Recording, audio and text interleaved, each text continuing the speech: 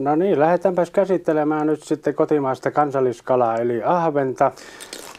Kolmas ja ehkä se sitten kaikkein suosituin tapa ja ruoanlaittoa ajatellen ainakin, niin olisi varmasti tämä vileointihomma. Ja vileointihommassahan on yksinkertaista se, että raivataan ensin pois sormet leikkuualueilta. Tuossa on semmoinen ote, missä on turvallinen lähteä liikkeelle. Otetaan tuosta veihti käteen ja rintaevien takaa pistetään tuo veihti läpi. Siinä on ihan kuin semmoiset tyhjät ilma-aukot, mistä se menee helposti. Nostetaan. Saadaan lovi siihen. Puotetaan selkäillä veihti tuohon loveen. Viiään tuohon selkärangan päälle ja käännetään sillä tavalla, että tuo veihti on tuolla vähän niin kuin pään sisäpuolella. Siellä meillä on tuolla kärkiosalla helppo kääntää sitten tuo veihti, kun meillä ei ole niitä kylkiruotoja siellä vastassa. Ja ahvehan on tähän aikaan jo erittäin mätinen, kun nyt syksystä puhutaan, tai lähes talvesta, niin mäditkin kannattaa käyttää sitten hyödyksi.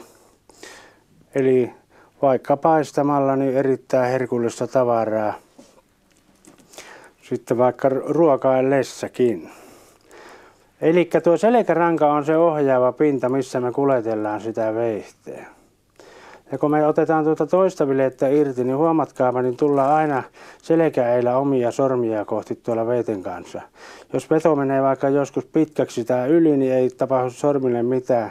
Mutta teräillä jos tuuvaa, niin se veihti ei tule tänne.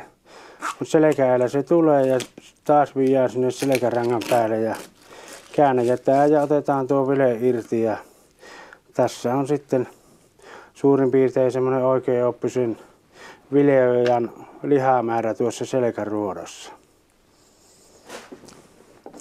Piikkiä apuna käyttäen saadaan helposti siirrettyä sitten näitä vileitä tässä ja lähdetään ja koukataan ikään kuin tuo veihti tuonne kylkiruoteen alle ja viiletään. Koko ajan tehdään semmoista viiltoliikettä veitellä.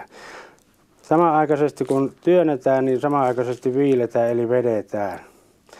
Tällä tavalla me saadaan kaikkein tehokkain tapa tuolle leikkuuhommalle tuossa veiten kohdalla. Jos me on tarvetta nahoittaa tämä vile, niin otetaan täältä piikillä kiinni. Ja piikkihän ei ole koskaan sitä varten, että me naulataan tuohon lautaan, vaan tällä samanaikaisesti vedetään, kun veitillä viiletään tuo nahka irti. Täällä on sitten lihattomat nahkan riekaleet. Otetaan vielä tuossa tuo toinen ahven ja katsotaan miten me voitaisiin tehdä se ihan sillä tavalla niin kuin kertauksen vuoksi. Siinä meillä nyt on ahvenvileitä jo yhden miehen nälkään asti tehty ja miten helposti me pääsemme sitten nauttimaan siitä ruuasta, mistä olemme aina unta nähnyt, lähes ruodottomista ahvenvileistä. Ahvenvileistähän löytyy vielä ruotoja tuosta keskisaumasta, mutta en lähde niitä ottamaan pois, kun ne saa mieluummin otettua sitten kypsänä, kun murtaa tuosta kohti auki, niin ne on aina tällä selkälihan puolella kiinni ja vetää sen veiten kärjellä yhteen ja ottaa sitten nätisti nipussa pois. Tällä tavalla me saatiin nyt ahvenesta monenlaista eri ruokaherkkua laitettua vähällä vaivalla ja siististi turvallisesti.